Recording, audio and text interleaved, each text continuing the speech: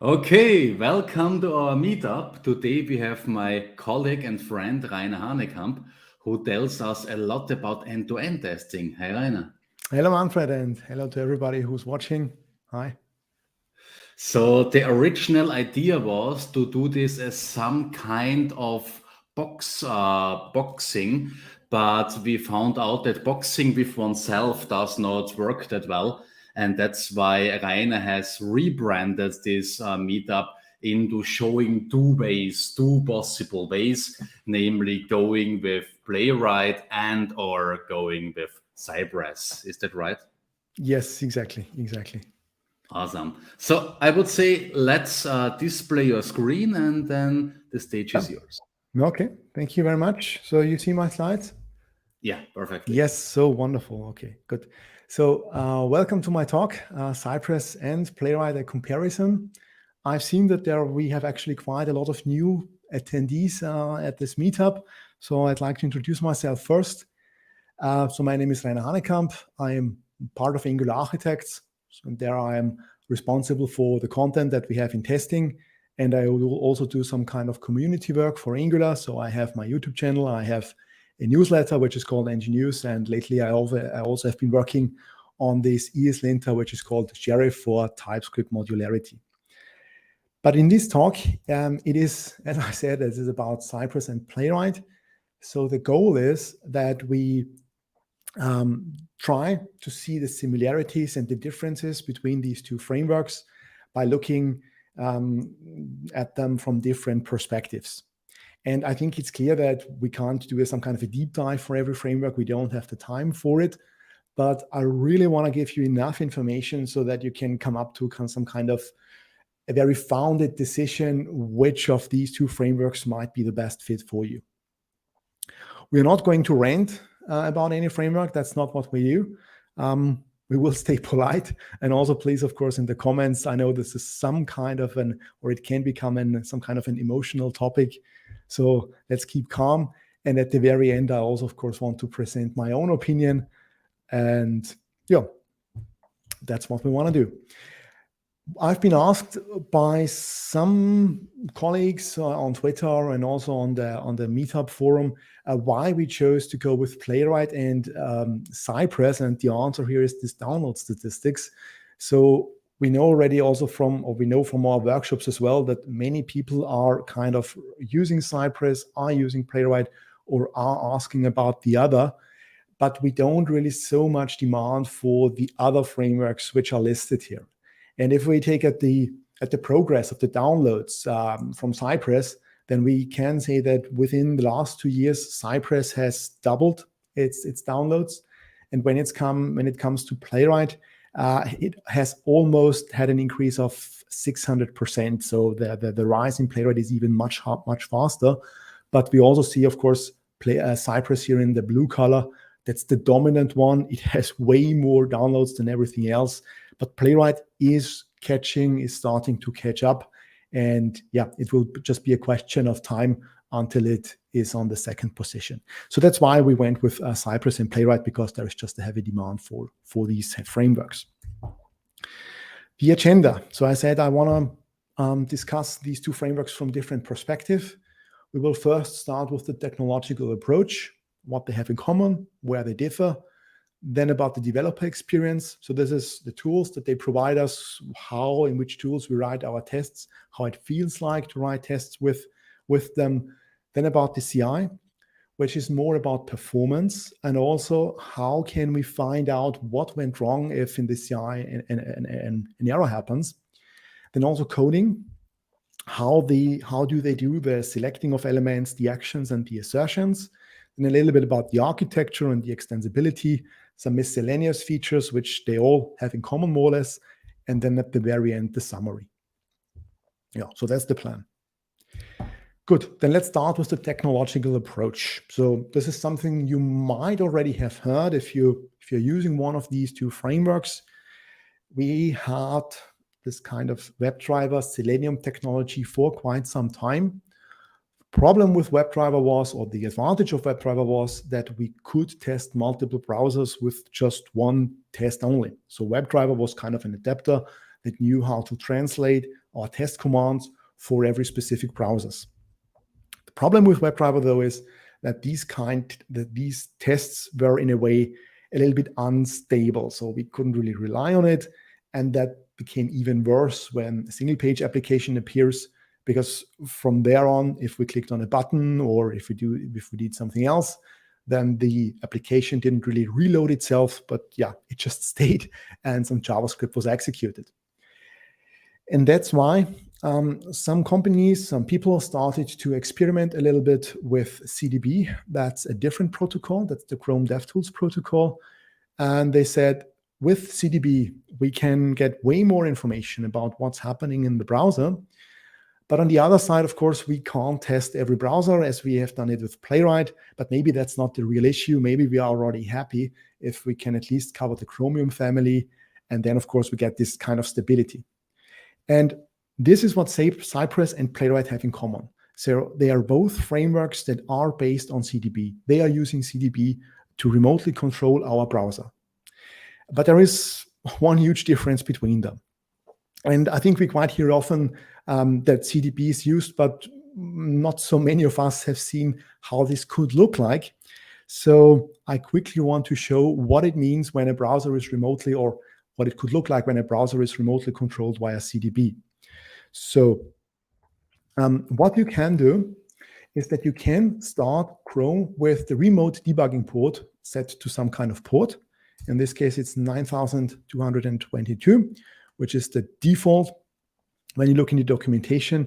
And now I'm getting a browser which exposes itself on a WebSocket where it awaits for some commands, and so that I can remotely control it. What I can already do, just by starting that browser, I can go to a different one and I can say, okay, localhost 9200 whatever. I go to JSON list, and now I can already communicate with my browser. And when I'm now in the position of Playwright, for example, then what Playwright does is that it says, okay, I'm going to open up a connection, a WebSocket connection to that particular browser.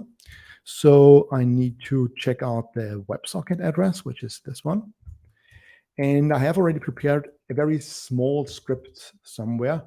There it is. Copy the URL here. So this is how you can imagine how Playwright is executing our tests. Yeah, so both Cypress and Playwright are kind of using CDB to start the browser and all that stuff. But when it comes to the test commands, Playwright is really opening the WebSocket connection here, and it is sending via the WebSockets our test commands to the browser from the outside. In this case, I say I want to navigate to localhost 4200, which is my application under test. So this is the way how you can imagine that it looks like under the hood. Here the connection has been opened. And if I go back to my browser, if I can find it, there we have it. Then we see that we are already on this test. And then if I want to select something, then I just send another command. So this is what Playwright's doing. In Cypress, it's a little bit different. Very simplified. Cypress is trying to inject, or not just trying, Cypress does inject the test commands directly into the browser. So whereas with Playwright, we have to run some kind of WebSockets commands, Cypress says, well, if you want to click on a certain button, then you have, of course, some kind of a selector. So again, this is very simplified, but at its core, it is really like this. So I say here I have something which goes to data test ID button customers, and then runs JavaScript that selects the DOM element and runs the click on it. And then, of course, my application reacts to that. So very simplified, this is what Cypress is doing. It really tries to inject some JavaScript into our browser. And, well, our testing code has then, of course, direct contact to the DOM as well. Good. So I'm going to close all that stuff again. I have one less browser. This is something we will talk later. Where are my slides? Yeah, here they are. Good. So we have already seen this Playwright. The test really runs outside of the browser, and the test is calling CDB commands, more or less. With Cypress, the tests are run inside of the browser, but it's not like it's just an injection of JavaScript that Cypress is doing. Cypress can do way more. because Cypress has also full control over the browser itself. And Cypress supports from its Node.js process some utility functions for the test inside, because we know that JavaScript inside of a browser is very limited in the ways what it can do. But when it, for example, when it comes to, I don't know, intercepting some kind of network requests, then Cypress helps our test code inside of it, because our test kit can in a way communicate with the Cypress process on Node.js. So other limitations are there as well. And Cypress in the past has also shown some kind of workarounds. And one of the main pain points in a way we had with Cypress was this problem that when our test switched to a different origin, then of course there was a security constraint, because the browser said, hey, look, you have JavaScript running on a different origin. Why do you expect me to execute this JavaScript on another origin? But again, Cypress has already came up or introduced a workaround for that. That's the sciorigin command, and we can, in a way, in an acceptable way, now also navigate between different origins. So we can, in a way, summarize it. With Playwright, we have full control over the browser. With Cypress, it's limited. We have some workarounds for it. And one also has to say that in most cases for end-to-end testing, it's not a big deal. So it's not that often that we have an end-to-end test where I want to start multiple browser instances at once and control all of them. If this is something that you need to do, then Cypress is not the best option for you. Then you should, of course, go with Playwright. But as I said, that's not the common use case. So normally you're just quite happy with the possibilities that Cypress provides you.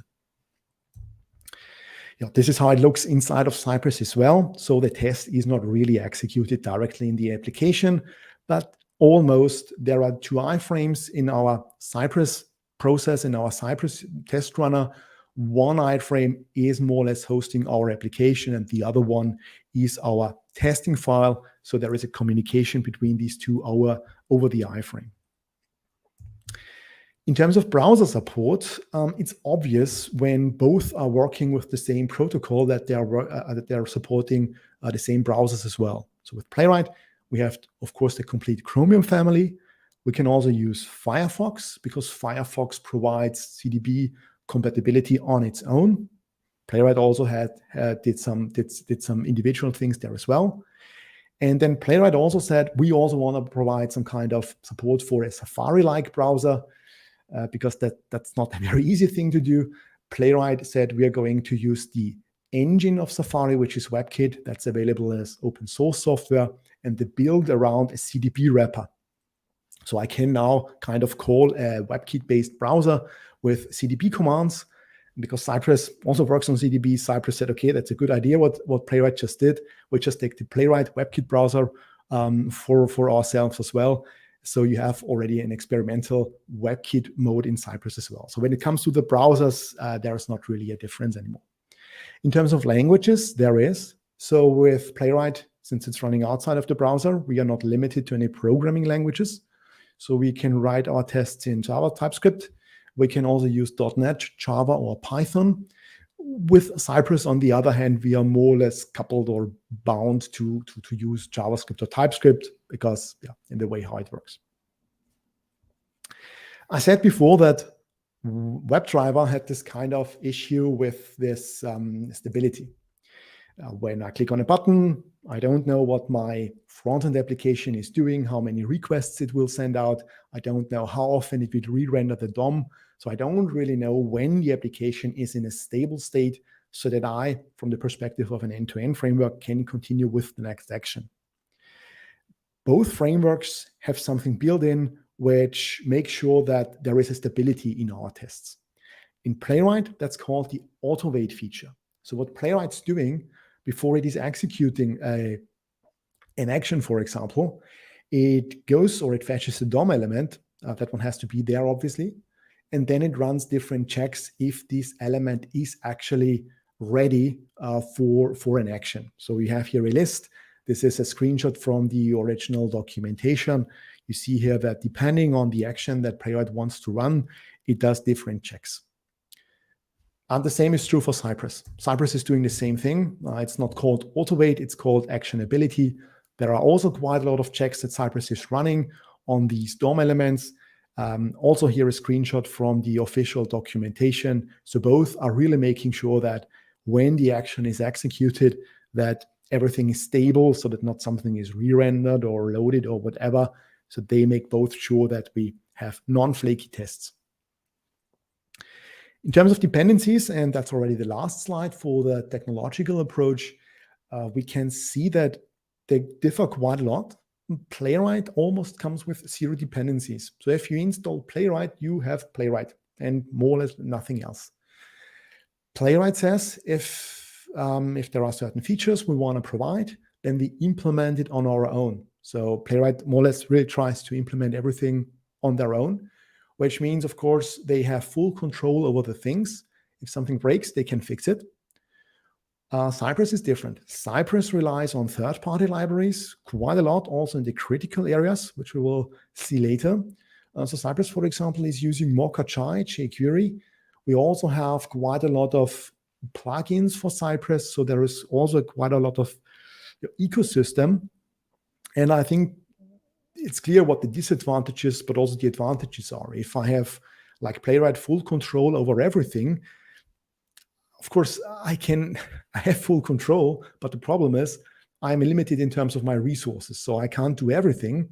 Whereas on the other side, when I do it like Cypress that I provide, or that I'm opening up myself for quite a lot of third-party libraries, then of course I'm relying on them, but I have a wider reach. I can provide more functionalities. This is the way a little bit the kind of philosophy between these two. Good. So this is it about the technological approach, and we will now move on to another perspective, which is the developer experience, which is very important because that affects us as developers. That's the productivity.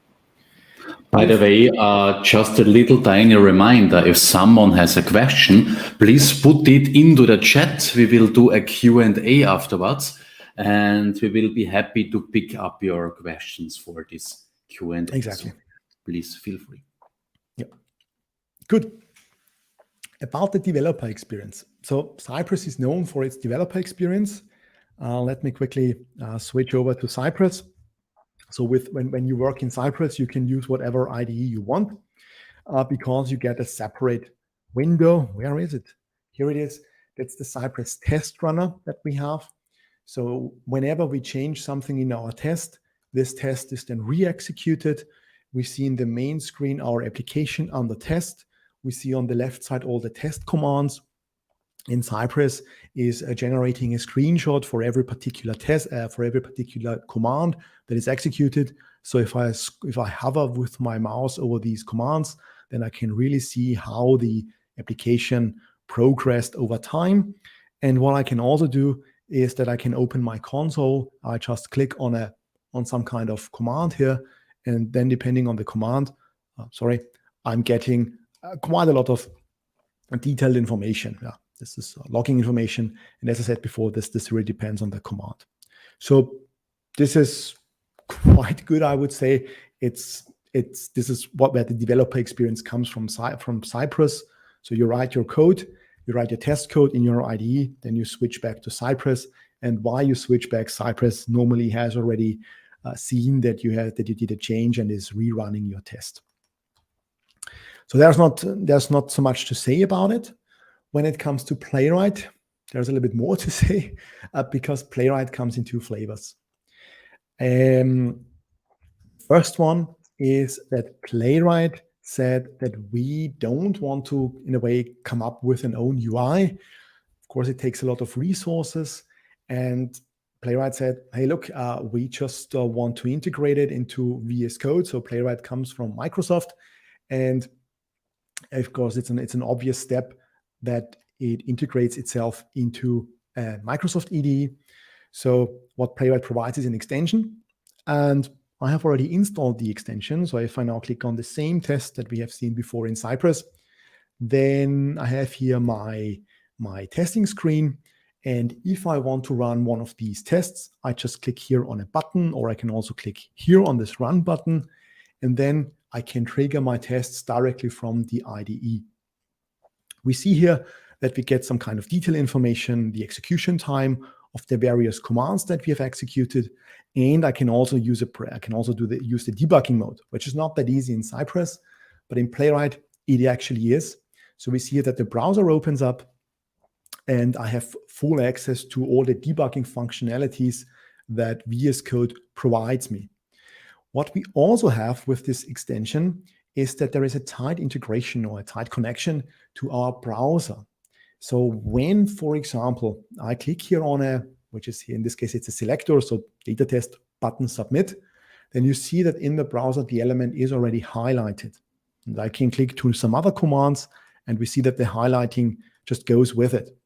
And I can also change it if I want to. So I can go here and say, okay, this time I don't want to select button submit, but I want to select button customers, for example. And then the customers button is already highlighted. So this is quite a nice feature.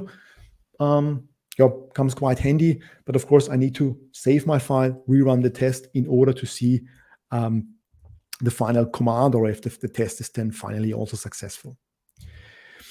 In a way, we can say this is the VS Code integration.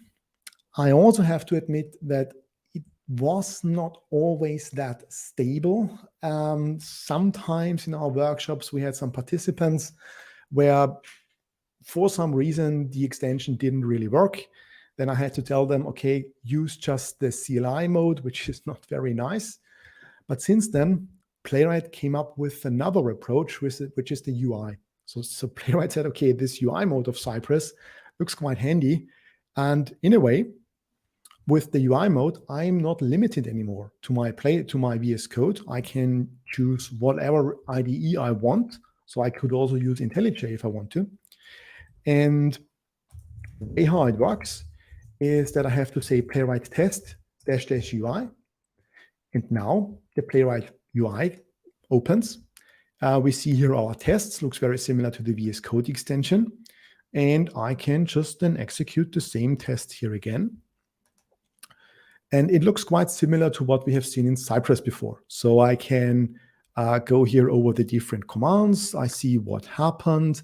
I see here also some kind of screenshot functionality where Playwright really made the screenshot over time. I also have here the testing code, and I also have quite a lot of information what Playwright actually did and what happened.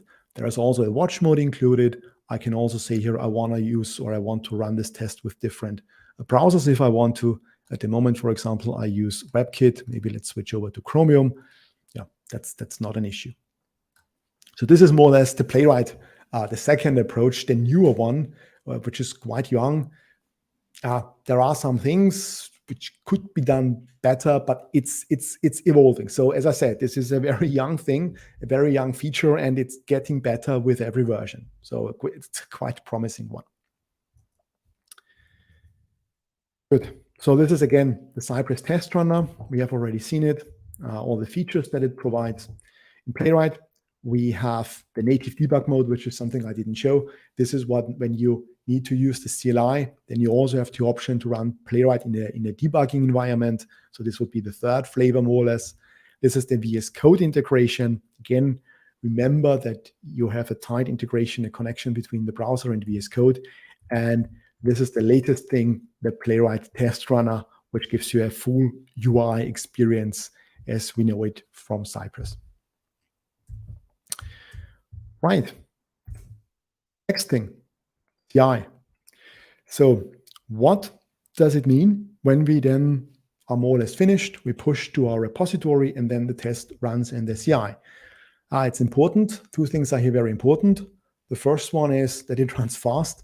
The second one is that when something fails, that we know why it failed. Let's start with the speed, with the performance first. So if I run, so both of them actually have this run mode where they are running in a headless mode. So the browser isn't really shown up. So we don't see the browser, but still a browser is used internally. Let me run Cypress first. So I say here end to end. It will take half a minute about. So we see this is the CI mode. We don't see any browser. It's just running in the command line. It's running all 3 test suites. We have here the customers test, we have the init test, and also the holidays test. And then I'm going to repeat the same thing in Playwright as well. So as I said, half a minute should be over by now. Yep, so, okay, now it's over 27 seconds. And if we take a look at it, for example, we see that the init site here took about 2 seconds. So if I now run this in Playwright as well, and of course to make sure it starts with the same context, I say here npx playwright test tests and then the init spec. So if you remember, it was around 2 seconds. Now it's 4.2. When there is no recording, it will be a little bit faster. But we see, I mean, I can tell you, or I can assure you that it's more or less on the same level when we run it on an individual basis. But where Playwright really becomes good is when it makes use of the parallelization, which it has already done. Because you see here, it didn't just run one test, it ran the same test 3 times, because with 3 different browsers. That's not what Cypress did. And if I now say I want to run all the tests, then Playwright will start multiple processes at once. And I can also, in a way, define how many worker processes for example, I want to have. I say I want to run with 12 worker processes, and it doesn't just run the files in parallel. So it doesn't just say, okay, I have 3 browsers, I have 3 different files, which means I need 9 processes. But Playwright also has a full parallel mode where it actually is able to run every test case in a single process if there are the available hardware resources, of course. We see now the test was much faster. So maybe if a single execution of a test might be, I don't want to say slower in Playwright, but if it's on the same level, it doesn't really count, because in the CI, we can also make use of the parallelization. And what Playwright also provides out of the box is sharding. So with Playwright, we can say, okay, look, I have 3 different test runners, run all 3 of them. You just tell which kind of node you have. You say you have node number 1 of 3, you're node number 2 of 3, and then Playwright will distribute the commands, the tests, so that they fit perfectly. With Cypress, and here I have to go back, with Cypress, you in a way have this feature also, but it's a commercial feature. So you need to use the Cypress cloud. That one is able to organize, to manage your tests, run them in parallel. You're also getting some kind of a nice reports, and that's actually what our window already showed all the time. So this is how the Cypress cloud looks like. But again, you have to pay for it. It doesn't come for free. But it would be possible in a way. So this isn't about the speed. Again, I think there is no doubt that Playwright with its parallelization is better. There is no discussion about this. The next thing about CI that we always also have to ask ourselves, what about finding the error? What happens, or how can we find out if something failed? And in Cypress, I, for example, say now, I have here my init site here, and I add here some kind of an error. So I say that this last assertion doesn't really work. And if I then rerun my end-to-end tests, then actually it wouldn't have been necessary that I do that. But Cypress is doing a video recording of every test. So when something fails, I can go to my file folder, I can open the video recording, and then I see just the browser in the Cypress UI, in the Cypress test runner, how it executes the tests. And of course, I click on pause, I can navigate a little bit around it, and then I see the error. In addition, if an error actually happens, then you're also getting, as we see it right now, a screenshot from Cypress. So let me quickly open that up. So we have our dist folder. This is where all the tests are in a way located. So we have here Cypress end-to-end. we have here videos, and if I click on init, then video recording starts to happen, and this is what you see. So you see, okay, it looks like it's waiting for something because there is latizia and not laetizia, and that's the reason why this test actually failed. And I also get the screenshot, which shows me the same thing. So I see here, yeah, assertion failed, latizia is there. Good. What about Playwright? So let me quickly switch that back. When we run Playwright with it, Playwright has a built-in trace viewer. Say here again, I just want to run the init test. Playwright test is init. It is saved, yes. And Playwright starts all three browsers. And what Playwright's doing is that it is not recording a video, but it is using a trace view. And we see here this report. Of course, this report will not, I mean, you can, of course, set it up in your CI, but the more important thing is this one. So if I click here on trace, then this is what I get as an information. So I see here all the commands that were executed. I can hover with my mouse over them again. There's some interactivity in it. I have here a log at the right side. So I see all the steps that Playwright did. And I also have here some kind of the screenshots again, or some kind of, it's more or less like a screenshot slides where I also see what actually went wrong. Way more information and that Cypress provides, because there you only get the video and the screenshot. But here you get really way more information out of it. So I think even, I mean, we want to be objective, but we have to say in this case, when it comes to the CI mode, to the performance, and also to the debuggability in the CI, Playwright is superior. Good. What about coding? So what does it look like when we write our tests? Are there some things we have to be aware of? With Playwright, as I said before, everything is built in. So Playwright has the selectors built in, it has the assertions built in, doesn't care, or doesn't use anything else. Cypress, it's different. With Cypress, when we select an element, Cypress is triggering internally jQuery. So we're using a jQuery selector to fetch the elements. Same is true when it comes to assertions. So when we want to assert that an element is there, or when we want to check some kind of the attributes, then Cypress is relying on Mocha and Chai, which provides the different matches for it. Playwright has, again, everything built in. Both libraries, both frameworks, provide the concept of chaining. So we can chain certain selectors together. But there is one important thing.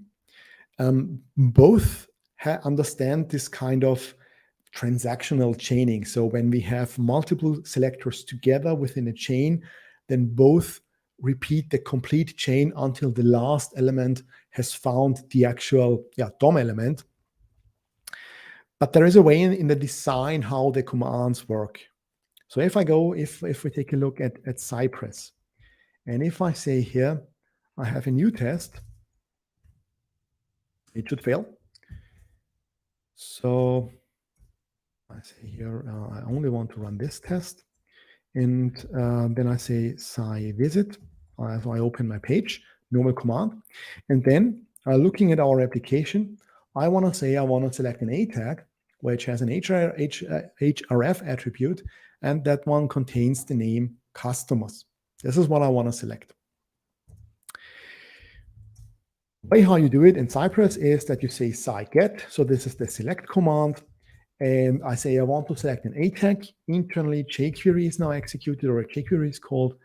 Then called not now. That's the next step that we need to discuss.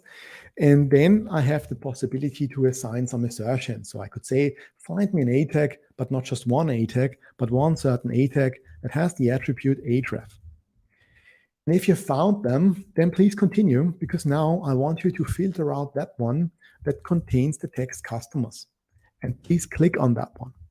So we see that what we can do in Cypress is that we can mix selecting elements, asserting elements, and also actions. So selecting is the get, contains is also a selector or a query.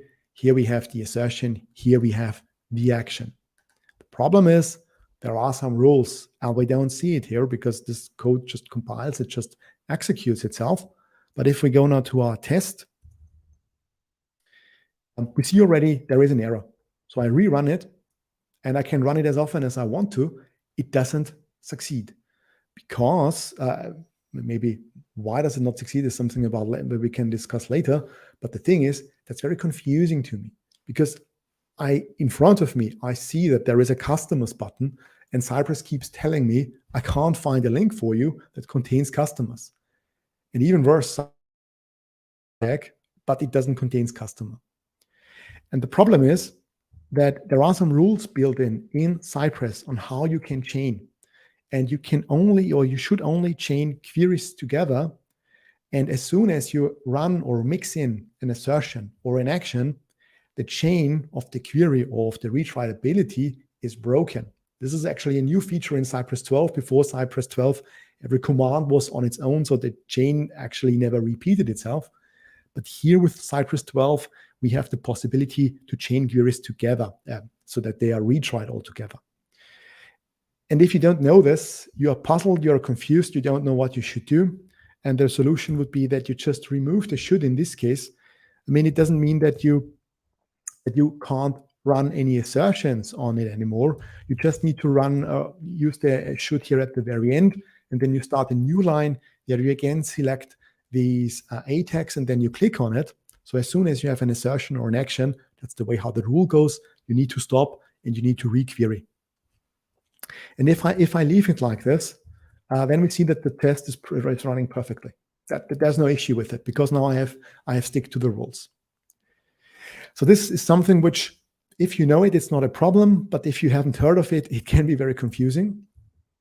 And in Playwright, it's a little bit different because the Playwright design, in a way, is that you can't actually chain these things together as I did it in Cypress. So when I would do the same test again in Playwright, I can already say that this one will not fail.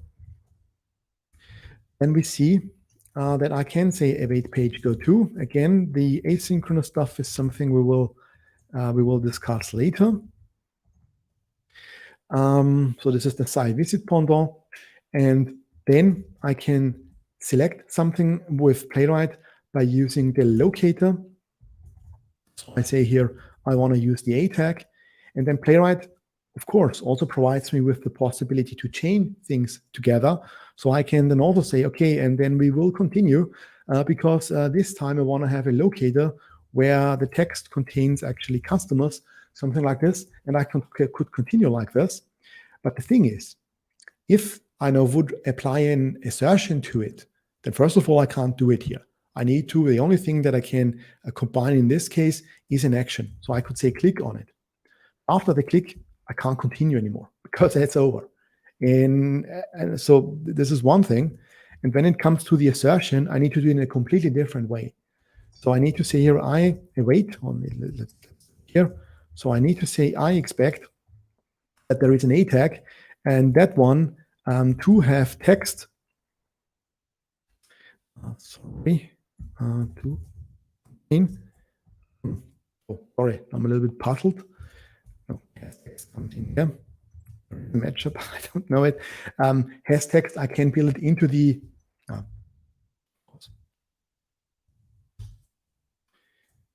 Yes, so an E tag. Now we have to have text. So you see the expect node, what I'm actually placing inside of it. If it's just a string, it will not work. So it knows which matches apply to which types. And yeah, after I have written this assertion, then again, I can't continue. I can't chain a query to it. That's not possible. Yeah. So in a way, both have more or less the same functionality, the same features. We can chain the queries, but from a design, Playwright doesn't allow you to do things that you can do in Playwright, in Cypress. Sometimes there are of course, some edge cases where you actually want to do this in Cypress, but they are not that often. Second thing we have to talk about is actionability, is the asynchrony. That's also very important. Cypress has this very interesting concept that I call declarative asynchrony. It's not a real term, but the thing is, Cypress said from the very beginning that if we take a look at our tests, or at the tests that how they are written in other testing frameworks, then we quite often see the async await, because it has to be asynchronous. If I have a waiting feature inside of it, then of course that one needs to be run asynchronously. And especially for Cypress, where the JavaScript runs in the browser, I can't block synchronously, because then my application has no chance to render. So all the commands that we see here, they have to run in a way asynchronous. But we don't see here any await, we don't see any callback, we don't see any then method, like it's synchronous code.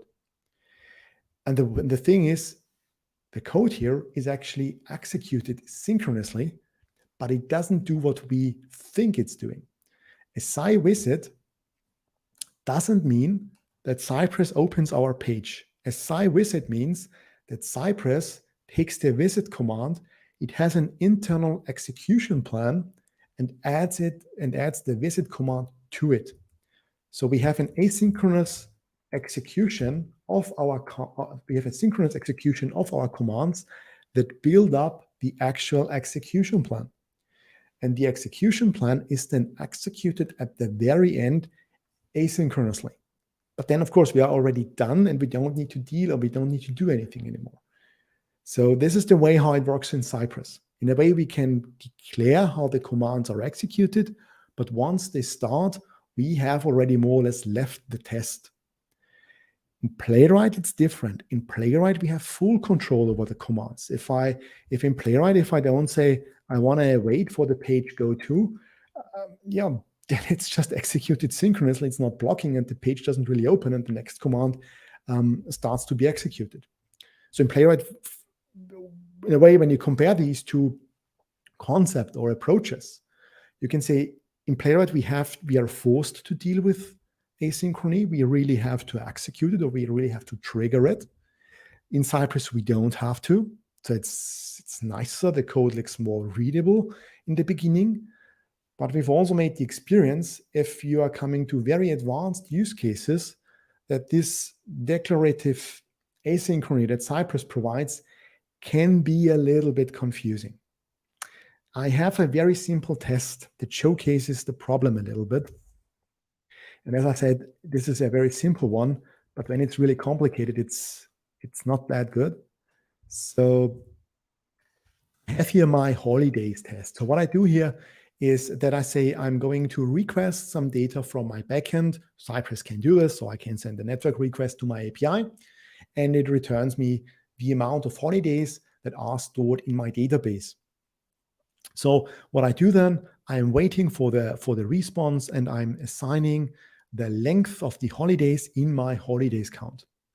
Then I move on, I go to my holiday screen, and then you see here at the very end that I'm checking if holiday cards are shown with that selector that have the length of the holidays count that I have stored in this variable before. Very simple test. The thing is, why do I write it like complicated like this? In Cypress, you have an implicit assertion, which is way easier. So in Cypress, I could say have length, and then I just say holidays count. It's the same thing, but that's the problem. It's not the same thing.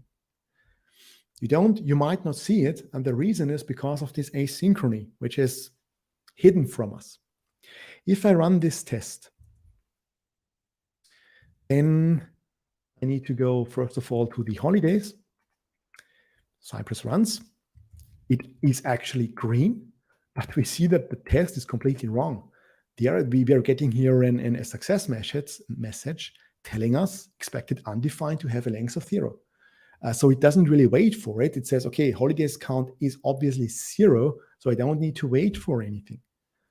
But that can't be, because we are using here a SciRequest. So in terms of the execution plan, the open menu and the get is only executed after the request has responded. So we know that the holidays count is set. The problem, though, is the execution plan. When is this assignment executed? And when do we define the assertion. The assertion, so the request, the open menu, and the get, they are defined synchronously, immediately. So we have in our execution plan a command that says app holiday card should have a length of 0 because nothing happened yet. So the 0 stays. In the meantime, the execution starts, and then this holidays count turns 9, but then it's already too late.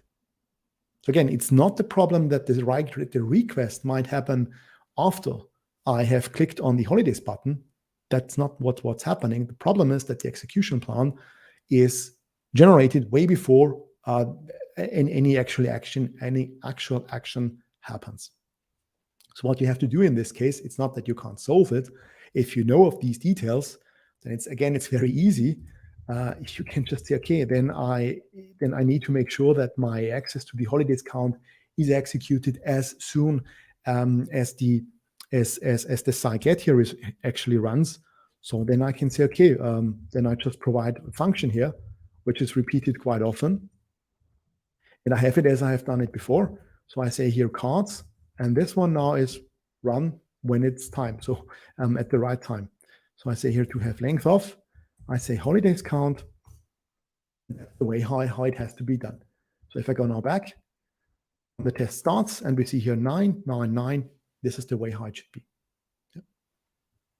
So this is a little bit confusing, but again, this is something that you can learn. So if you know about these things, then of course you can control them. In Playwright, on the other hand, it's not a big deal. In Playwright, if I go here to my holiday spec, there is no execution plan. I am doing the execution on my own with my await commands. So I can just write it here down and I assign here, I have here also the request get, and I'm signing here the holidays count. And then next step is page get my test ID. Then I have my final assertion and the holidays count. I know that in this case, it has already the number because that's the way how it is. So this is something that you have to keep in mind, or something that you have to be aware of when you compare these two things together. Next thing, architecture versus extensibility. What's the time? Time to come to a finish. We know that both whenever time we write some kind of tests, that we don't want to repeat ourselves. So I don't want to write always the same selector for clicking on a certain menu item. I always don't want to write the selector to log in or something like this. Playwright and Cypress have answers for them. Playwright says very clearly, go with the page objects. So just take your selectors, take your commands, your actions that you have, extract them into a class. This class will be instantiated. It has centralized the logic on how the actions are executed, on how the selectors work. So if we, for example, take a look at the side menu, then we see that in Playwright, we have here this page object, which is the side menu page. And here I say, yeah, click on the button. So all the selecting and the actioning is done here on a central place. And if I then want to use it, then I have here, where do I have my application, my test, sorry. Then I have here my side menu page that I use, and then I just say select customers. The combination or the connection between these two usually also goes via the concept of the so-called fixtures. So the thing is that our side menu page here needs to get access to the page, which it can only get from the test itself. And then there is this bridge of so-called fixtures where I can say, yeah, maybe that's a little bit to a deep dive, but yeah, there is some kind of a bridge that in a way allows me to inject an instance of this page object into my test so that the test doesn't have to instantiate it all the time. This is what we call fixtures in Playwright, and that's the way how we can do it. In Cypress, on the other hand, Cypress says you can use page objects if you want to, but the recommended approach is that we extend the Sci object. So what we do is that we just add a new method to the Sci object, and well, take a look how this is done. We have to do it in two different steps because in this case I'm using Cypress. So if we say I want to do the same thing, opening a menu item, then I need to extend the interface of the Sci object. I say there should be a command, which is open menu. it has this union type, and then it just does its thing. And here I have the implementation where I say, okay, as soon as this command is executed, I say find by role, link, name item, click. And now there is something new because with this with this retriability in the chains and these rules that we have, Cypress, of course, needs to know if this command that we write, if this is a query or if it's just a simple command. It could be an action, for example. So we need to declare it. And if I say I want to write a query command that can be part of a retriable chain, then I need to say I want to add a query. In this case, it's a query with a test ID. And in this case, it's a little bit more difficult because an add query, the way how it works in Cypress is that it needs to be a synchronous call. It's a synchronous function. So it is not allowed, or it shouldn't be the case that when this query is executed, that it starts to add a new step to the execution plan that I've shown you before. It really must be a synchronous function. So what Cypress has done, there is this sign now function that gives me access to the synchronous functions that Cypress is using internally. And then I can also come up with a query that works as it should. Again, this is something you have to know. This is something you have to learn. But if you are not aware of it, then you might run into issues. Most cases, it's not a real issue. If you say here in the add query get, it's possible. It also works in most cases, but there are some edge cases. And this is the way how it works in Cypress. So you, in your test case, you then just say test ID, open menu. Yeah, that's the way it is. Then miscellaneous features, we are already reaching the end. There are quite a lot of similarities between these two. So when it comes to networking, when you say you want to intercept network requests, so you want to kind of say, I want to stop this request hitting my backend, I want to answer it in my test, then this is possible in both frameworks.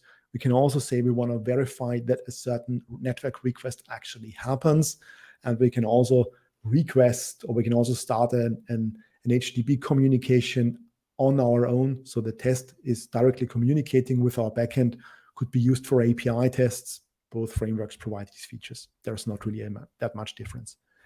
Visual regression. Cypress has quite a lot of plugins for it. Cypress works together with some companies, cloud services, that provide this service. Visual regression, what does it mean? Visual regression means that you create a screenshot of a certain component or of your complete page. That screenshot is stored as a normal image, and then the next test takes another screenshot and compares these two images together. And if it's not the same, then the test fails. So Cypress provides quite a lot of plugins. Again, as I said, for cloud services, there is one community plugin, but the problem is that one is a little bit outdated. So it has been updated 2 years ago, which is not the best thing.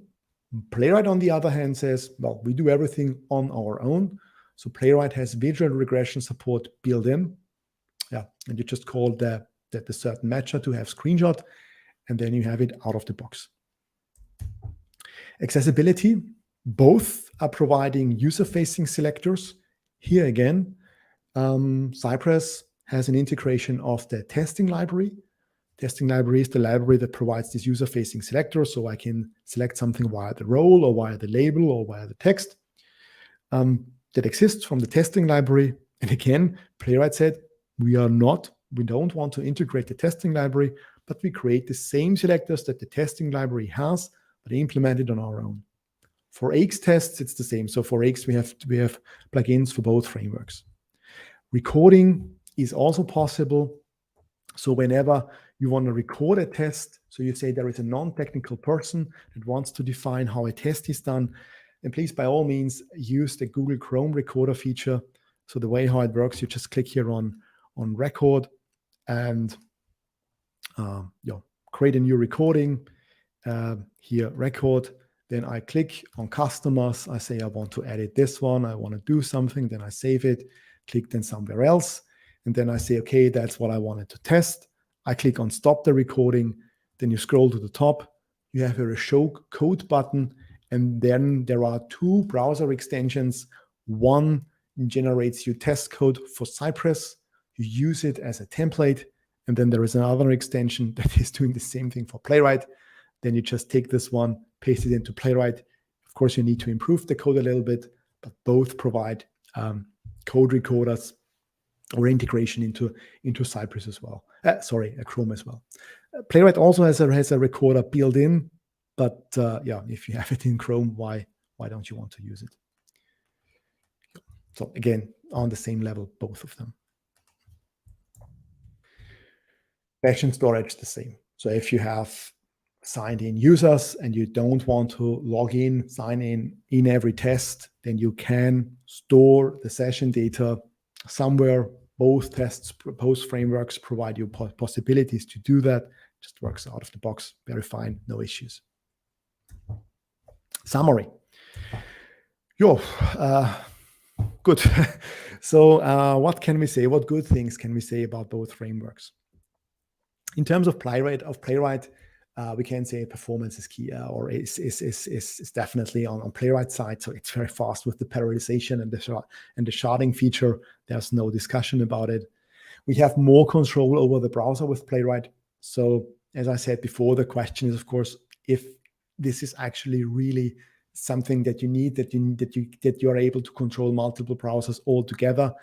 As I said, in most cases, it's not that much of a problem as it might look like on at first sight. Tracing the trace view that you have seen in the CI, that's really nice. And please, let's not forget, Playwright is backed by Microsoft, so it's a Microsoft product. We know how Microsoft works, so they can of course copy everything that Cypress has done and give it away for free. So for them, it will not damage their business. If Playwright isn't profitable, I think they have other sources of income. Cypress, on the other hand, here is a little bit different. There's just Cypress. They need to earn money with it. And when it comes to Cypress, we have the developer experience. So although the Playwright UI is catching up, the Cypress developer experience, in my opinion, is much better. That's more or less of a subjective opinion. You also have to say that Cypress is mature, so it has been there for quite a long time. There's quite a lot of documentation, quite a lot of best practices. Developers which are educated are trained in Cypress. It's the dominant framework. It's number one by quite a length. And also it has a component testing. This is especially something when you are an Angular developer. Playwright also has an experimental component testing support, but it's for Vue, 2.3, Solid.js and React, but not for Angular. Cypress has a stable version for Angular, so this is also something which you should take into account when you do your decision. So I'm not going to show you component testing in Cypress today. There are some videos about it, but it just means that you can go some test levels deeper. You can isolate a component. So like a normal component test, you don't need to execute your application. And you can use the Cypress tooling also to test components in an isolated way. You don't need to use Jest or Jasmine. My personal opinion, I mean, I really hope that I can stay as objective and as neutral as possible just to provide the facts. I will stay a little bit with it. But in my opinion, what we see is that, and I speak now very bluntly, Playwright just saw what Cypress is doing. It copied more or less the features. It also saw those areas where Cypress is not so good, and it did it better in that sense. And it still continues. Just look at the UI mode. So this is how I see it. We also see that in terms of performance, Cypress is not that slow. If you remember, if you compare an individual test, there is not so much that is different there. The question is just, does Cypress actually want to provide these parallelization for free? At the moment, you have to pay something for it. And this might be the main reason why just people say, okay, I need the performance. I don't want to pay for it. So I'm just go with Playwright because it provides it for free and it also works. In terms of flakiness, I mean, what I hear quite often is that people switch to Playwright because it's not that flaky as Cypress. In my opinion, I'm careful with the statement. As you've seen, there are some things in Cypress that you have to know with this asynchronous stuff, with the chaining with the mixing of assertions and actions together. I mean, Playwright is designed that you don't fall into these kind of pitfalls there. But if you know how it works in Cypress, and if you know about the Cypress rules a little bit, and I think you can also come up with very stable tests that are non-flaky. So I once had a workshop where I presented both Playwright and Cypress. They were already running on Cypress, and then at the very end they said, okay, maybe we don't want to wait a little bit before we switch to Playwright, because they thought they need to switch to Playwright because of the flakiness. But the reason is that just the code was a little bit buggy. It didn't include all these things that I have just mentioned. So that's a little bit, you can't just say it's more stable. And last but not least, I think Cypress has to do something.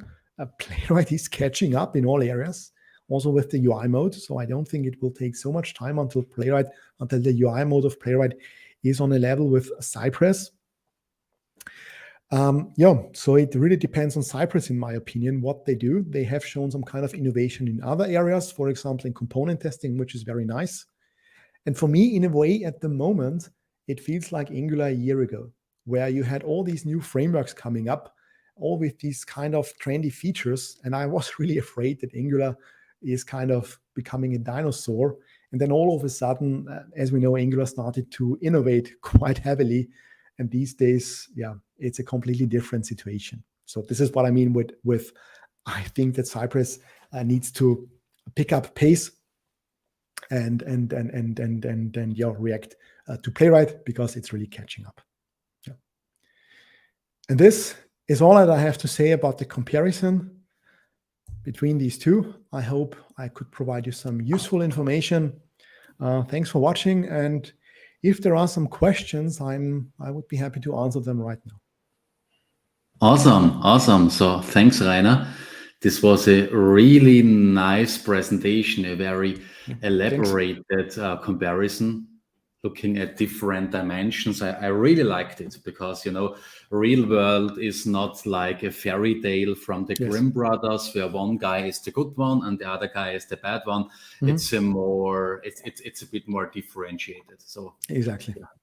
Awesome. So next step is the Q&A. If you have some questions, put it into the chat. We will pick it up in 2 or 3 minutes. And before we start with the Q&A, I have 2 or 3 questions about another topic of yours, namely about your end-to-end testing week. So the thing is, if we look at our website, not this one, but this one, AngularArchitect.io. It's the website with this funny guy here. And if we switch to English and scroll down, then we see something that is quite interesting. Namely, in one and the same week, you are doing a Playwright workshop and then a Cypress workshop. Yes. And we call this our end-to-end testing week in the end of August. And so the question is, what is this week about, and what are those 2 workshops about? Yeah, it's a special week, as you said. So normally we have the Angular testing workshop, where we also cover some Angular specific testing things like Jasmine and Jest. In this week, we don't do this. This is a pure end-to-end testing workshop series. I mean, it just contains 2 frameworks. So we spend 3 days doing a deep dive into Cypress. We start with the very basics. These, I think, are half days. So we start in the afternoon, also that the Americans would be able to join us, or if you are somebody who wants to start very late, it's also an option. And then, we also have the Playwright workshop. That's 2 full days, where we also do, in a way, the same deep dive as we did with Cypress. So if you are at the moment in a way of a decision and you don't really know what you want to choose, maybe this is a good option, because it just takes 1 week and you see all these 2 end-to-end tests end-to-end frameworks in a deep dive and have a better impression or an understanding how it works and how it feels. Sounds great. So can you tell us a bit about the contents of this Playwright workshop? What do you cover there? Yeah. So we will start very similar. So the concepts and the requirements for end-to-end testing are, of course, always the same. It's just a different style. It's a different approach, different commands. So when it comes to Playwright, we first of all start out with the configuration, with the IDE, with the tools that I've shown. Then how the selection mechanism works in Playwright. There's quite a lot of it. There are some selector engines. So you can do you have different approaches on how to select elements. And then, of course, we expand on that. We then go into some kind of the advanced use cases. And then we also discuss the fixtures and all that stuff. We also take a look at the extensions. So in these 2 days, we more or less cover all the things that you need to know in order to get a very good start. So it's not just that you can make an educated guess or a decision. It's also that you can really start to write quality end-to-end tests with Playwright. And that's the same. And it's similar with the Cypress workshop, I guess. Pardon? It's similar with the Cypress workshop. Yes, exactly. So in terms of topics, they start very similar because the basics are always the same. We need to be able to select. We need to be able to apply some actions to it, and then also, of course, to assert something on it. But then they start to differ because, for example, if you take the fixtures, it's something completely different, a different concept in Playwright than it is in Cypress. And in Cypress, we also have this PsyOrigin, this PsySession concept that is also very different to the way how it works in Playwright. Yeah, but that's normally the way how it is. So when you start working with a framework, they always look very similar in the very beginning, but the more deeper you dive, the more you see the difference. Nice. Awesome. So yeah, if you're interested, then look up this page and get your tickets. We also have early bird discounts and group discounts for groups with 3 or more people. I was a little bit shocked because you said in 1 week, and I thought, oh, next week, is it already? I need to cancel my holiday or my vacation, but yeah, it's in August.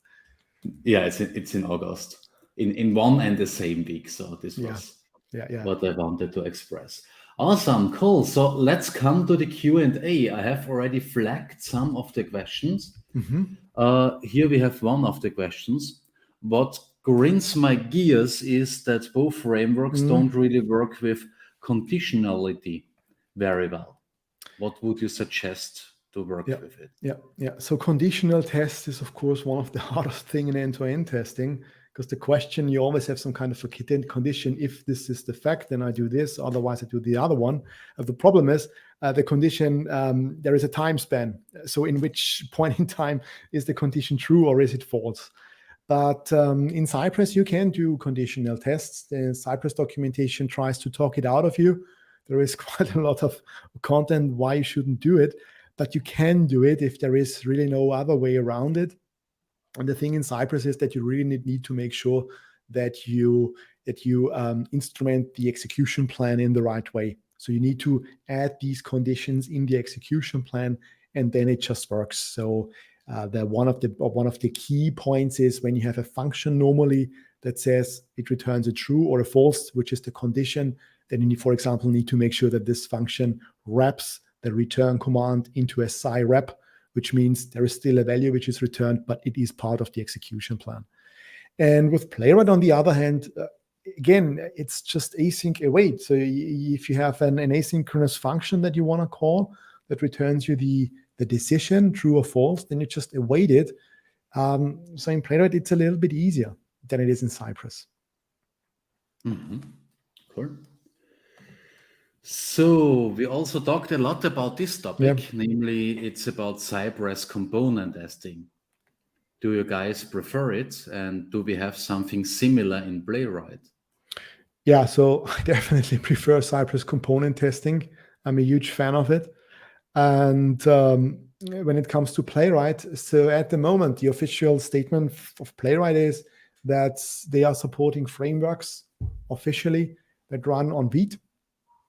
Angular is working on it. I think that's what we can say, but it will take a very long time. It's more like a middle-term goal that it really comes to that. So at the moment we have some community projects like Analog.js that in a way provide some Vite support, but you don't have this kind of official support from the framework itself.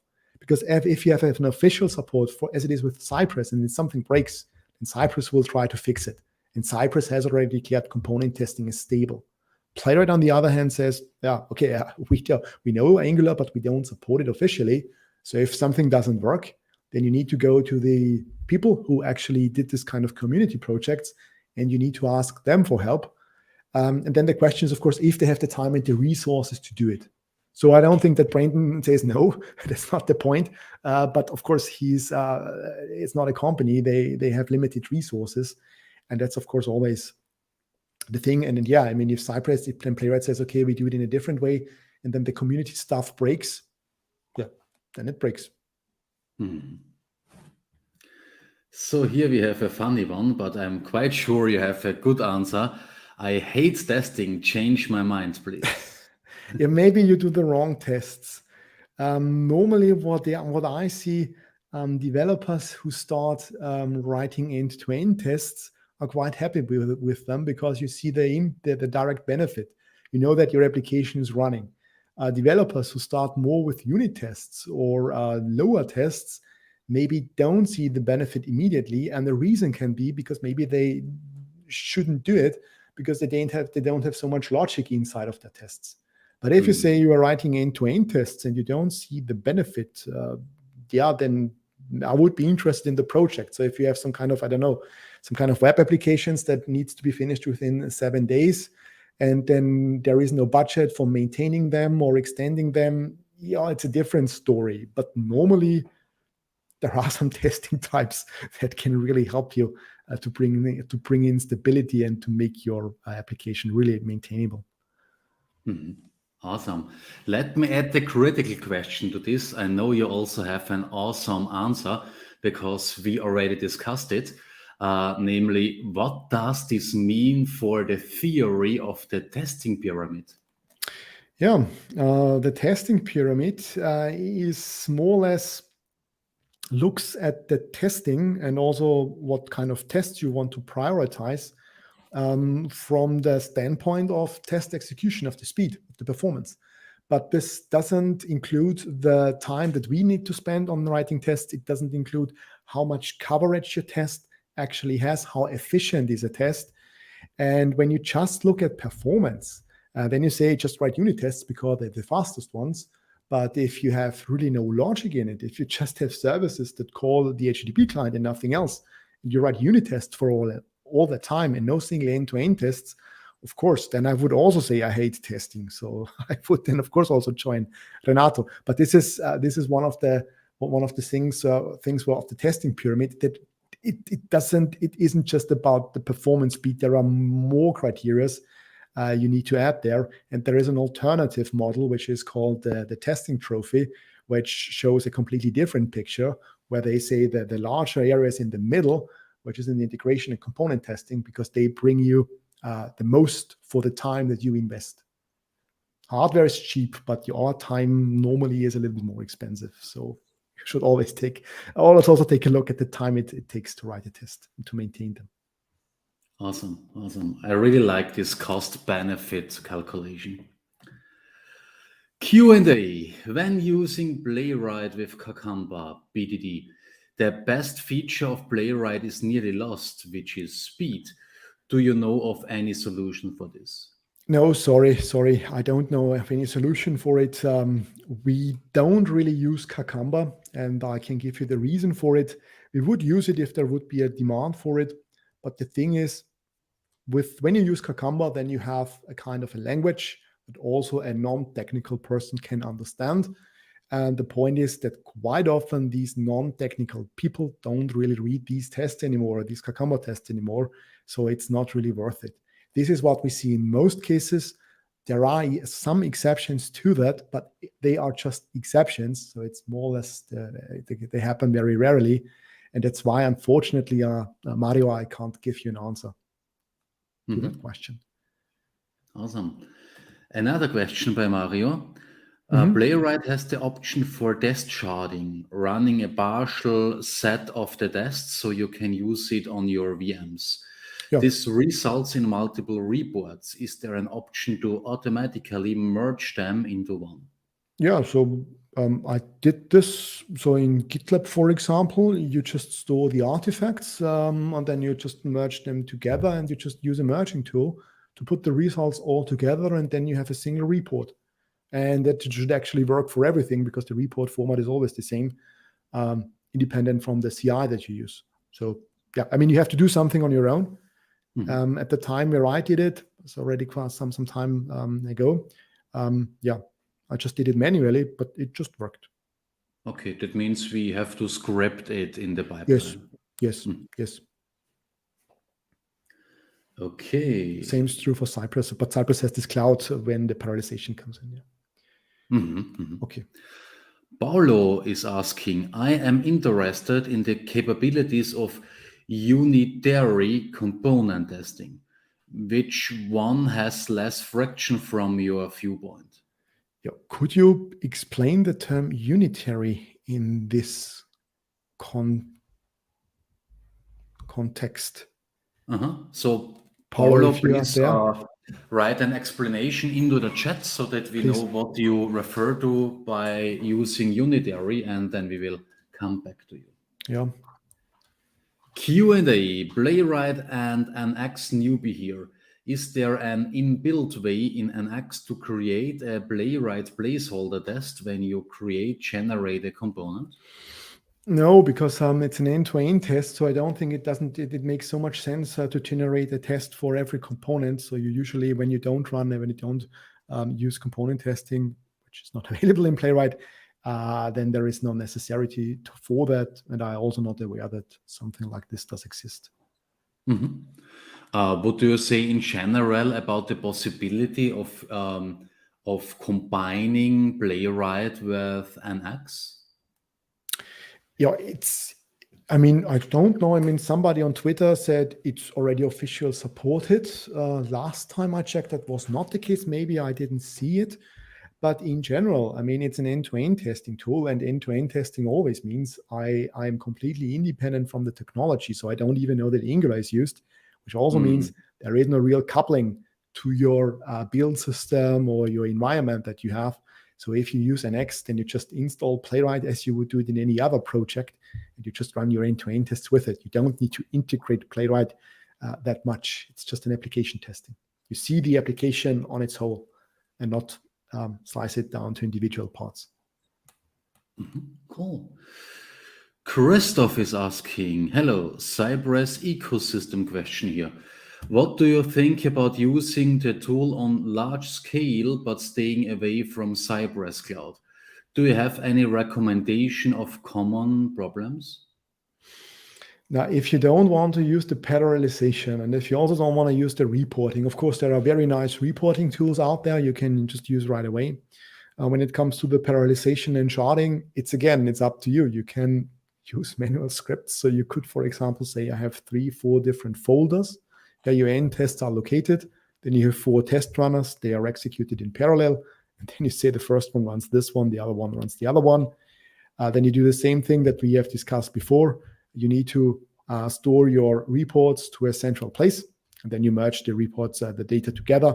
And then you have a single report of it. Okay. Yeah. So some people mentioned that there is a community alternative to the Cypress Cloud. Yes. Do you have an opinion on this? Yeah, to be honest, I've never tried it out. So it is what I heard it works. I think there are actually 2 already. There used to be Cypress, which is, I think, not the active anymore. There are others. But yeah, you can try it out. I mean, but of course, I mean, the thing is, when Cypress supports something on its own, it usually is the better one. You just have to pay for it. I mean, you can also put it in a different way. It gives you, of course, a lot of benefits. So why not buy it? It always doesn't have to be free. So maybe don't spend so much time on generating your own stuff if you can just buy it. Okay, Mario is asking if someone is using WebStorm as an IDE, there is no free Playwright extension but a paid one. Or you can use Aqua from JetBrains, which has full integration. Yeah. So I think that this is just that this will fix or resolve itself in the future with the UI mode coming up. I see quite a lot of benefits in this UI mode. Really, Playwright is putting quite a lot of efforts into it. And then it's just a question of time until it also maybe provides some kind of debugging functionality where you can use WebStorm or whatever you want. But I think in the future, you will work with this UI mode. How do you rate the learning curve for Playwright? Now, I mean, you are controlling the asynchrony and all that stuff. So it's you don't need to understand these concepts of Cypress. As I said, you also don't have this kind of a possibility to chain actions, assertions, and all the things that you shouldn't do together. So in this case, it's actually very easy coming from the commands. What I really miss, I mean, and this is something that I also said in terms of developer experience, the UI mode in Cypress also helps you quite a lot. Yeah, UI mode is coming in Playwright, but it's not on the same level. For example, I had this yesterday in Playwright. A test failed, and what I didn't see was the last screen. So I was waiting for something, but I didn't see the last screen where the error was actually showing up. And this didn't happen for the first time. In Cypress, that's not an issue. In Cypress, you see it immediately. And this is what I mean, not on the same level. But on the other side, you have to say these are normal bugs that can be fixed within Playwright. So again, it's just a question of time. And if it comes down to this, then I would say, yeah, Playwright is not that hard to learn. Awesome. So what's with the iframes issue in Cypress? Is this fixed? So I did a Cypress test years ago where it was just working. You need to do some kind of workarounds, but this is it with all these constraints that you have with Cypress. There are Cypress recipes. These things work. I think in the meantime, they also have some kind of solution for web components that also works. The origin thing is also fixed. Yeah. So it's not, you don't have that amount of control that you have with Playwright, but there are some solutions for your problem in most cases. Cool. Christoph is asking another question. Any experience with code coverage reports in both tools? Yeah, it's better in Cypress. It's built in. There is a plugin. There is a documentation that just works. Last time I checked, again, it might be possible that it's already different in Playwright because they are really improving very fast. But the documentation said in code coverage is not a topic in end-to-end testing. So they provide the V8 code coverage, but it doesn't really come with instructions on how to do it with Angular. And here in Cypress, that's much better. Okay. Am I able to inspect the DOM HTML of a test setup in the Playwright viewer? I like this option really a lot in the Cypress viewer because it shows you exactly the state of the DOM at time of the test. Yeah, in Cypress, you have, of course, the DOM element directly in your test because it's just right next to it. And in Playwright, I mean, you can, when you have opened the browser, you have the inspector right there in front of you. You can also do it, for example, VS Code extension that you start a real browser, and then you just open the developer tools, and then you have also access to the DOM. So yeah, it's possible. Yes, sure. Awesome. Is it possible to target local storage with this Playwright? Yeah, in which way? I mean, it's everything is there, so we are not mocking anything. It's an end-to-end test, so everything that the browser has is there.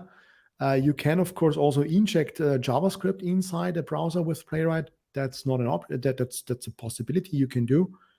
So in general, I mean, depends on the use case, but in general, I would say yes. Okay. Can you guys provide a way to migrate from Cypress to Playwright in an X workspace Angular project? Apps are automatically created with Cypress, as far as I know, also how to create Playwright tests per library. as long as there is no real NX integration from Playwright that also includes the concept of the libraries, you have to do it manually. So I don't have like you do it like this. But again, I can just underline or highlight it's an end-to-end test. So if you just have one application, there is not so much of integration that you need for an end-to-end testing tool. Of course, if you say you have a library and you only want to test the library, I know that Playwright, that Cypress and NX has done something in the past, also with the affected command.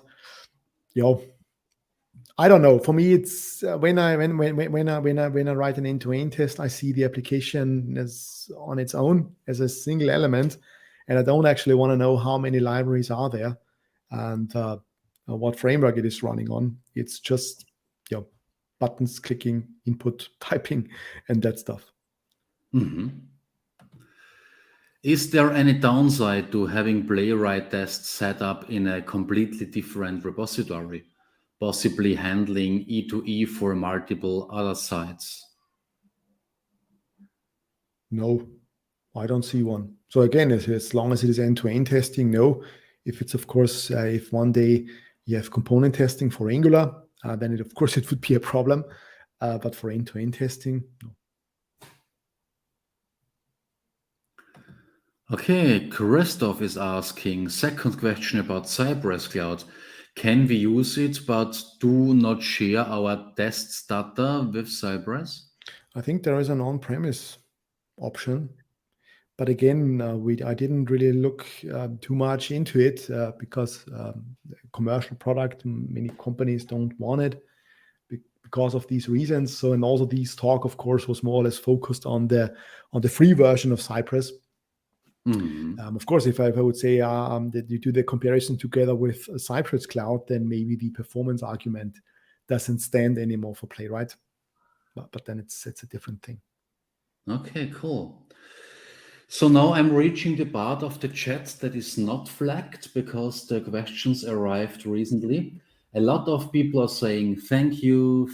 So it seems like Thank people you as well. really liked what you did today. I'm also one of them. I also liked it. And there Super. is another question. Marcus is asking, thank you, Rainer. My takeaway is Playwright is better than Cypress with easier free parallelization and flexibility and execution. In what cases would you recommend Cypress over Playwright?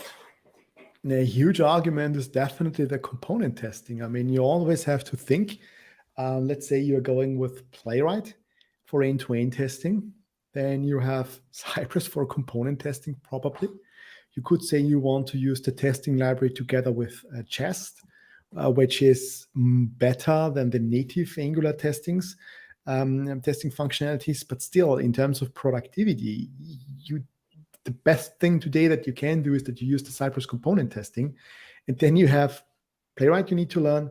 You need to learn Cypress. You need to learn Jest or Jasmine because you will still have the necessity to run unit tests. And these are three technologies just for testing. And you still have to write code for your application. And this is where I say, do you really want to do it? Mm-hmm. So this would be the main argument before we go into the others, namely, is speed an issue? Do you actually need this full control over of Playwright? Yeah, but the main argument is definitely the component testing at the moment. Mm-hmm. Mm-hmm. Cool. Angular is planning on supporting Cypress out of the box in the near future. Should they look into Playwright as well, maybe? This is something new. So I don't know about this. What I know is that Cypress is an official partner of Angular. So there are some connections, some meetings between them, also with Nightwatch and WebDriver.io. These are the two main, these are the partner end-to-end testings. The official planning will come for Jest, but not for Cypress. So yeah, I mean, the question might be, does Angular has plans to also come up with a partnership with Playwright? This is something I don't know. I would welcome it, but I am not aware of anything. We would have to ask Minko Getchev. He's the one in charge and he can give you a real answer. Cool. Yeah, but you have already, so the support for Cypress from Angular is already there. It's an official partnership between these two. There are schematics from Cypress for Angular. There are also schematics from or executors from NX for Cypress. So the connection is quite close. Alexander is asking, thank you. Is it possible to write tests which run on a mobile device? Yeah, in Cypress, not really out of the box. Playwright has an experimental mode where you can connect to a mobile device and run it in the Chrome browser of your mobile device. That is possible. Yeah. But other than that, Jeff is asking, I made the experience that the Playwright native recorder works quite differently and picks, in my opinion, more sophisticated selectors than the Chrome recorder or plugin. What's your conclusion? Yeah, so first of all, the Cypress recorder gives you actually the possibility to choose which selectors should be preferred. Maybe Cypress, maybe the Playwright recorder is better, but I want to draw the attention to, there is a GitHub issue where people asked the official Playwright if there is some kind of a configuration for the Playwright recorder, and the official answer was no, because this is not the way how Playwright was meant. You shouldn't use the recorder as directly as the code itself. You should see the generated code as a kind of a template of a draft that you still need to implement in a very nice way, because normally in Playwright you have your fixtures, you have your page objects, so the generated code doesn't bring you that much. You always need to integrate in your code base. So I would say it's not really a big issue which selector is the better one. You have to change the code either way. Cool. So look at this question. I really like it. So for Angular apps as of today, it would be a good idea to use 3 different tools for testing: Jest for unit testing, Code in services, Controller, Cypress for component tests, and Playwright for E2E. Yeah, it's your decision. I mean, of course, you always need to. So sorry, I've just dropped my pencil. I mean, if you can manage it, and if all of your colleagues are happy with it to learn all these technologies and also still to be able to work on Angular and all the things that it comes with it, yes. But I would think about it if you really want to do this. If the advantages your advantages that you see with Playwright are really worth it, when you say already you're using component testing for Cypress as well. It would be a different story if Playwright component testing is a thing in Angular, but as long as it isn't, for me personally, it's not something that I would recommend to a company with many developers. Don't want to torture them. Sorry. Yeah, it's in general a good idea. Yeah. Don't torture your colleagues. I mean, it's of course, it's from a standpoint where I say it would be very interesting to do this. It's very fascinating, but yeah, there are also of course other criteria. Cool. So I hope I didn't insult Peter. Chrome recorder. I only see Puppeteer as selection option. Did I miss something? Yes, you missed that. I've downloaded 2 different Chrome extensions from the Chrome. So just download them and you have a Cypress and a Playwright extension. Awesome. Christoph is asking, what is your preferred scenario for running E2E testing in CI? In one production pipe after build stage, or it is different pipe that runs in scheduler? Yeah, that's always the big question. It depends, of course, how much time your tests take. There are companies that say we have our end-to-end tests, they take half a day. Then, of course, you need to run them. You can't run them with every push or something like this. Then you need to have some kind of nightly runs. So, yeah, it really depends. I mean, the best option, of course, if you can run the test every time something is pushing something. But if you have too many of them, you need to come up with some compromises where you say, you have a selected set of very critical end-to-end tests that run every time, and then still you have something before release or before the deployment that the complete test suite runs. But this is in general also one of the reasons why we then also need to go down a little bit to integration or component testing because they are much faster. So there is a limit, as I always say, in terms of end-to-end testing, there is a limit that you hit because they take quite a long time and you can't afford to test everything just by using end-to-end testing. So Oscar is asking, thanks for the presentation. Would you advise on what are the steps on build a pipeline to run Playwright in an Xmono repo or Angular CLI project? It's the same thing. So somebody, Sebastian, said in the chat that NX is working on a Playwright integration. Yeah, okay. But in the end, you just start Playwright. You need to make sure that the application is running. In NX, you say NX serve. In Angular, you say ng serve. That's it.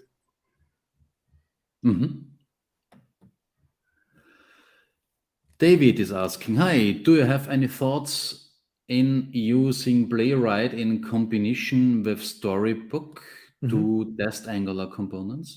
Yeah, this is interesting because this is exactly what we did before Cypress brought out their component testing, their component test runner.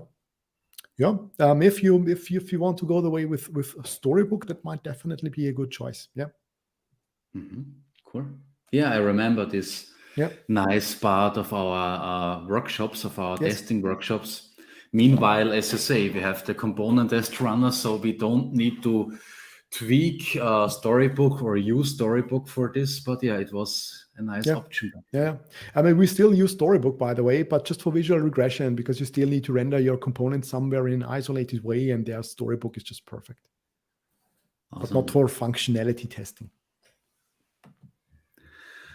Greg is asking, what would you recommend for a project which has already quite a big code base, but no E2E tests to start with?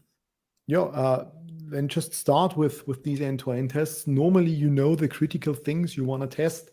So start with those that give you the most of the benefit. The question in my case now would be, how does it look like with component and unit tests? Do you have those? Or do you have no tests at all?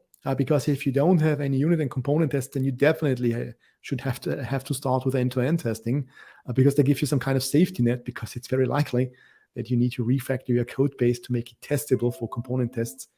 And that's why we usually start with end-to-end testing in that case. Awesome. So what about Puppeteer by Google for Chrome-only testing? I'm asking since nowadays almost everything is WebKit. WebKit, no. So Chrome CDB is today. So first of all, Puppeteer is the library from Google itself for CDB. So you can use it. Google also uses it, as far as I know. But you should also know that these guys that generated Puppeteer are the same guys that are now working on Playwright. They left Google for Microsoft.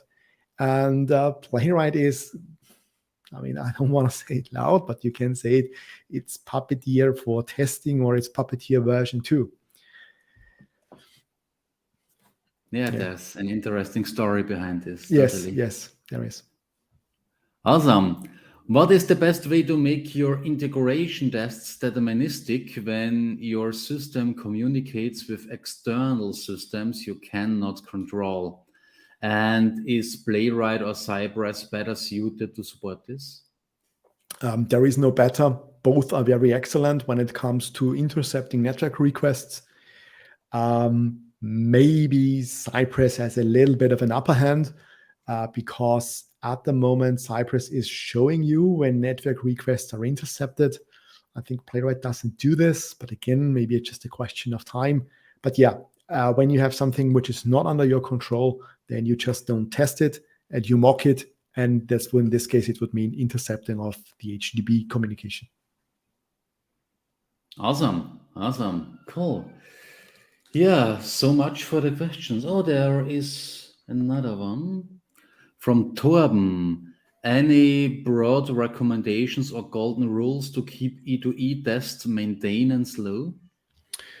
Yeah, so of course the architecture can help you, that you don't repeat yourself all the time. So the fixtures in Playwright, the Cy command or page objects in Cypress, both ways are possible. And don't test too much of the internal things. This is end-to-end testing. Again, you might not need to know which network requests are executed. You might not need to know the CSS classes and all these tiny details. For you, at the end of the day, it's just a click on a button and you verify that something is shown up. So as long as you stay to keep on the visual level, to keep as much away from the implementation, your tests are quite maintainable. Mm-hmm. This would be something what I would say it's a golden rule, yeah. Awesome, cool.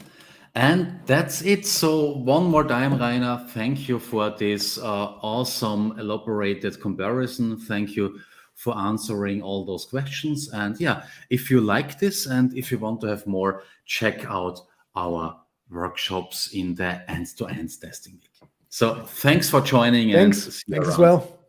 See you next time. Bye-bye.